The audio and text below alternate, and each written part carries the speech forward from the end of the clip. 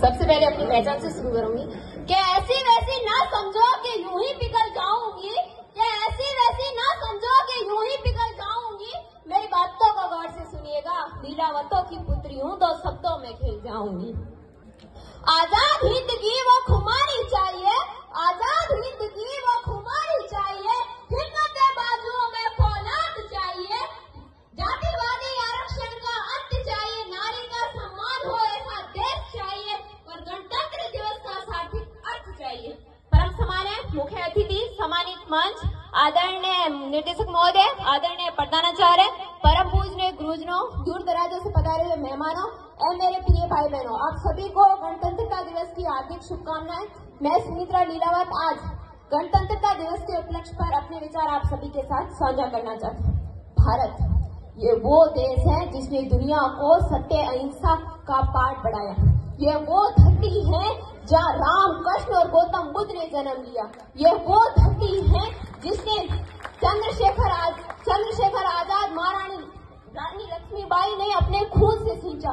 ये वो धरती है जहाँ इस धरती को आजाद कराने के लिए लाखों लोगों ने अपना बलिदान दिया। इस देश में समानता लाने के लिए लाखों लोगों ने अपना बलिदान दिया, अपना पूर्ण योगदान दिया।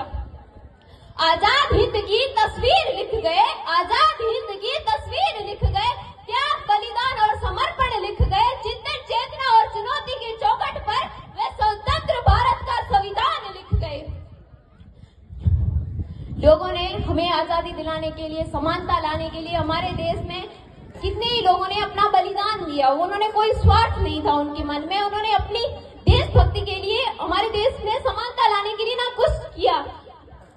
15 अगस्त 1947 को हमारा देश आजाद हुआ।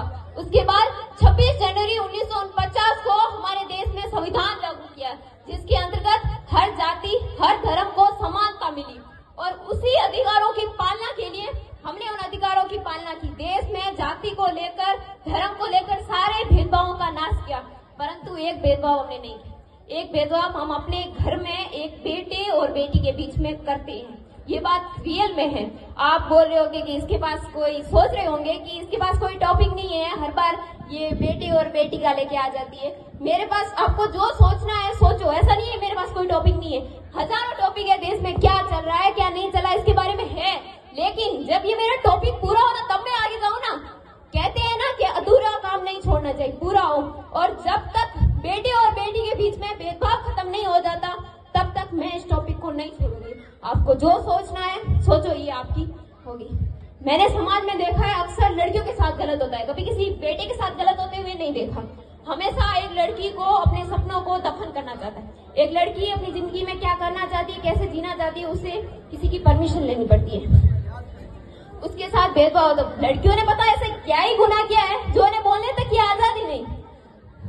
लोग कहते हैं कि अब सब शिक्षित है, कोई भेदभाव नहीं करता, परंतु मैं इस बात को नहीं मानती, क्योंकि हमारे देश में अभी भी ऐसा भेदभाव होता है। जिस दिन नहीं होगा ना, तब मैं कहूंगी।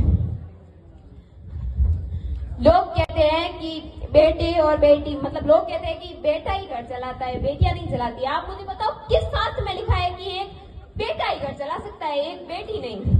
हमारे समाज में इसी सोच के कारण हमारा देश विकसित नहीं हुआ, इसी सोच के कारण हमारा देश विकसित नहीं हुआ रहा। बेटी बचाओ बेटी पढ़ाओ का नारा देने की जरूरत क्यों आई है गांव में? ये सवाल आप अपने आप से नहीं पूछेंगे? छोड़ो, एक आपको बता दूं, आजकल की बेटियां शहीदों की कंधा को इबादत देकर शमशान घाट तक जाने लगी है। आजकल की बेटियां तो वायुयान उड़ाकर अंतरिक्ष तक पहुंचने लगी है। साहब, अगर एक बेटा शिक्षित हो ना, तो परिवार का केवल एक सदस्य शिक्षित कहलाता है, परंतु जब एक बेटी शिक्षित हो ना, तो संपूर्ण परिवार शिक्षित कर देती है। परंतु हमारे पेरेंट्स